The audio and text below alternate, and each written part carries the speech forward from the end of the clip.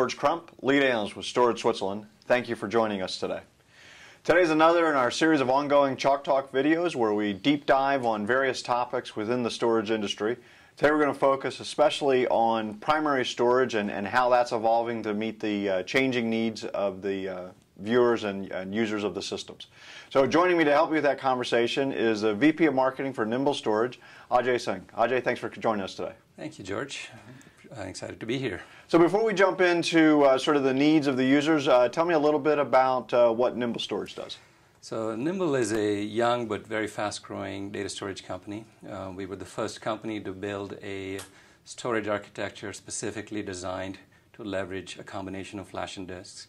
And we built it so we could deliver a very compelling storage architecture and value proposition for the mainstream enterprise applications that need a combination of performance, capacity, and various other capabilities. So I know that you spend a lot of time with users. I want to see if kind of what you guys are running into echoes what we run into.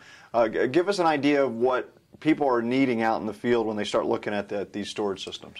Sure. So more than ever before, we're seeing the need for better performance at an affordable price rise up near the top of customers' lists as they engage in initiatives like virtual desktop projects, or they consolidate more and more legacy servers onto their virtualized environment. What they're finding is they need a lot more random performance, but of course they don't necessarily have the budgets to spike. Right, so the demand for performance has gone up, but the budget to go buy that performance hasn't, right? So price performance remains near the top of the list always.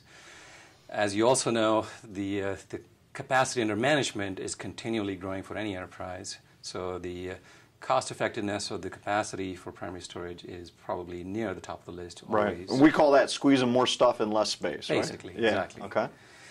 Now, the third one, we sometimes, it comes in waves. When you had the wave with dedupe appliances, people thought, okay, backup is solved. But it turns out the problem with backup windows is not solved.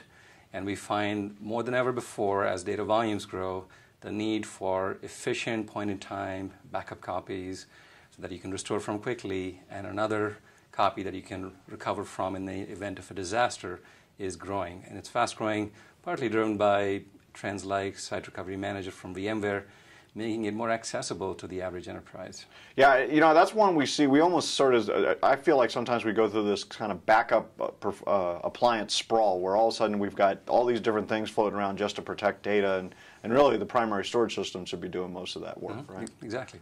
So what about the last one here? So manageability, you know, it's a big bucket. Obviously, everyone who manages a storage system needs it to be easy to manage. That's the simple definition. But there's actually a lot more under this. One dimension of manageability is application integration. How well does the storage architecture integrate with the applications, the databases, the exchanges, the SharePoints, the virtualization environments, the hypervisors? So that's another dimension. And there's yet another dimension, which is how efficiently and how quickly do you deliver support for that storage system and all the applications riding on top of it. So how quickly can you resolve cases? In fact, how quickly can you notify the customer of an impending problem? Could you even do it before they notice there's a problem? And these are problems we've invested a lot of intellectual property and resources in solving. Sure, and that's an area where, you know, just the IT guy in almost any size data center nowadays is just so busy, something could be broken and they don't even know it. Exactly. Right. Those are the four areas we see customers talk about most of the time. There's another one that's been emerging up the charts over the last year and a half, and you probably have an idea what this one is. I bet you it's going to be scalability, right? Yes, exactly. And you know, what we see there is not just, it's scaling on kind of multiple dimensions, not just scaling capacity, right, making sure I can store all my stuff, but also scaling performance. So my needs today are going to be entirely different probably than my needs in 2 or 3 years, right? Yeah, those are certainly always top of mind.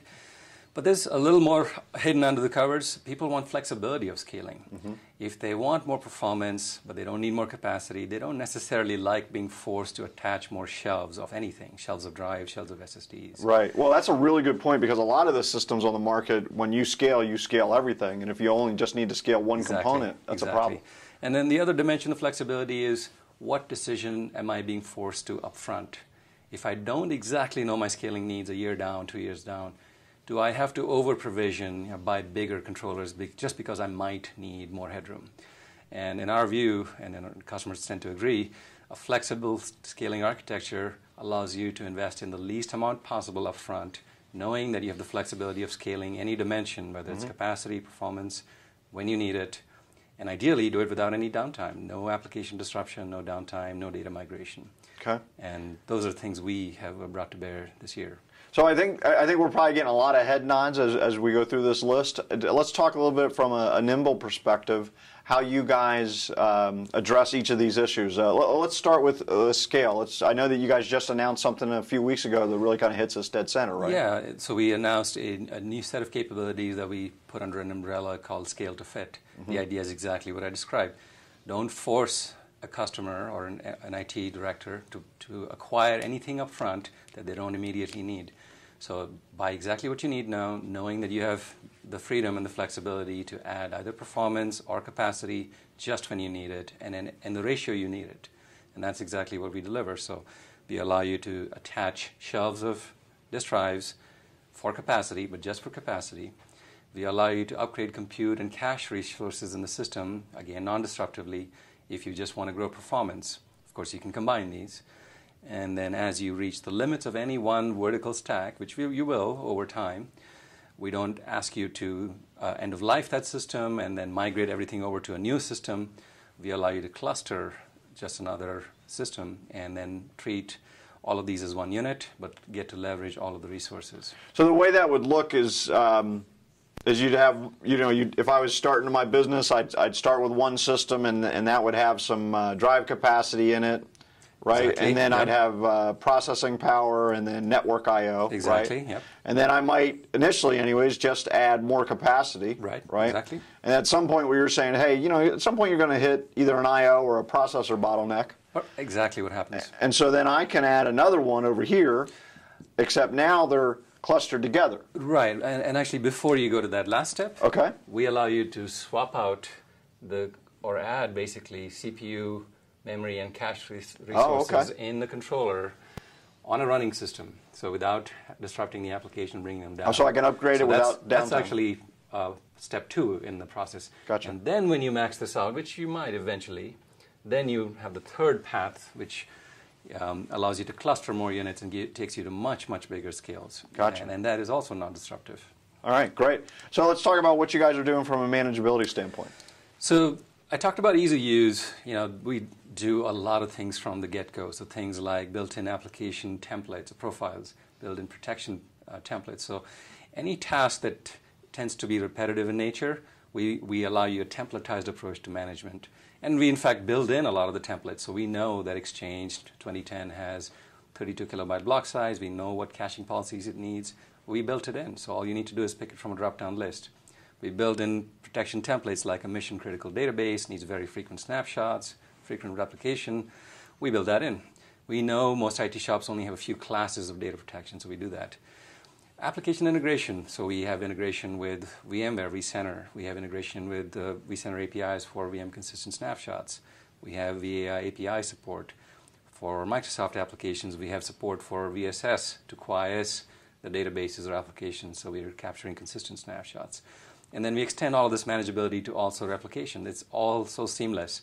In about 3 steps, you're done provisioning your storage for your new application, optimizing its performance characteristics for that particular workload, and assigning its snapshot replication characteristics that are appropriate for that class of workload. And then on top of that, you have the ability to monitor all this to make sure that things are working, so right? That's the supportability dimension, and thanks for bringing that up. That's something we invested a ton in. For years, the state-of-the-art in support has been we send a daily log home to the vendor. And then if you have a problem, hopefully they have some of the information you need, or they'll ask you to run a lot of diagnostics, capture more logs. We've taken it much further. We have heartbeats going from each system to our data center every 5 minutes with about 40 counters today that tell us everything there is to know about the health of the system, performance, capacity, network interfaces, temperature. And we monitor those real time. We monitor patterns of heartbeats and are often able to detect an error condition before the customer does. So, for instance, you kicked a network cable loose. we might detect it before you do. In fact, 75% of the time, we notice such problems before any human being does, and we close 80% of our cases in under 20 minutes. Because guess what the next step is? Diagnostics, logs. We already have them. Right. So we don't ask you to run all of those and email those over to our support organization. Okay, great. So then let's talk about the remaining items on our list here. So, let's work bottom up. So integrated data protection, so I mentioned point-in-time backups or snapshots. This is something that's very key to architecture. We have very efficient pointer-based block-level delta snapshots. Mm-hmm. You can take them very frequently without a performance impact, keep thousands of them without performance impact, and then replicate them very efficiently without hogging up your WAN bandwidth. Okay.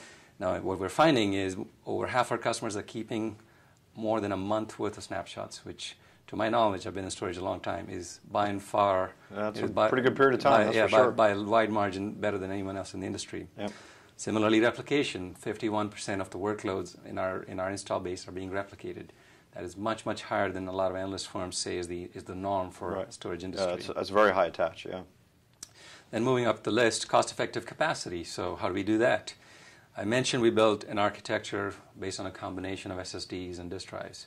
Now, we actually chose to use low RPM, low-cost, dense disk drives because they deliver extremely good economics in terms of dollars per gigabyte. On top of that, we compress data in line so that a kilobyte or a 4 kilobyte payload becomes 2 kilobytes before it hits the disk. Mm-hmm. So we're squeezing even more efficiency out of the disk drives. In fact, for our install base, usable capacity significantly exceeds raw capacity, which is not common in the storage industry. You're losing some to parity and spares and file system overheads, etc. We also have parity, we also have spares. But despite all of that, we're able to deliver enough efficiency that we start with low-cost disk drives, and on top of that, give you a lot more efficiency. Okay. And then moving up to the last bit of the value proposition, price performance. We're able to squeeze thousands of random write IOPS out of a single low RPM disk drive. And this allows us to gang a chain of them, and then eventually more shells of them, and deliver extremely high, tens of thousands of IOPS with the right mix of CPU, memory, cache. And that's the integration, that's because of the integration with your SSDs, yes, right? The SSDs are intelligently populated so that the reads almost entirely come out of SSDs, but we're not pounding them with thousands of random writes, which tends to wear them out, tends to degrade their performance, and actually tends to force you to use more expensive SSDs from the beginning. Right. So commodity disk drives, commodity SSDs, but intelligent layout is how we get high performance, but without a cost that'll break your budget. So price performance is the end result. And really the key point there is that level of integration, knowing what's going on and being able to manage it. And this is all, I mentioned application profiles earlier. This is what allows us to take that worry completely away from the admin. You don't have to worry about what tiers to set up and what mix and what data to put where. We take care of all of that for you because we have the profiles built in. Right. And again, with the busy IT guys, they probably don't have a lot of time to be spending on that. Exactly. So, well, thanks very much for joining us today. Appreciate the chance. It was great to see you. Good to see you. I'm George Crump, lead analyst with Storage Switzerland. Thank you for tuning in today. Please stay tuned for future videos in this series.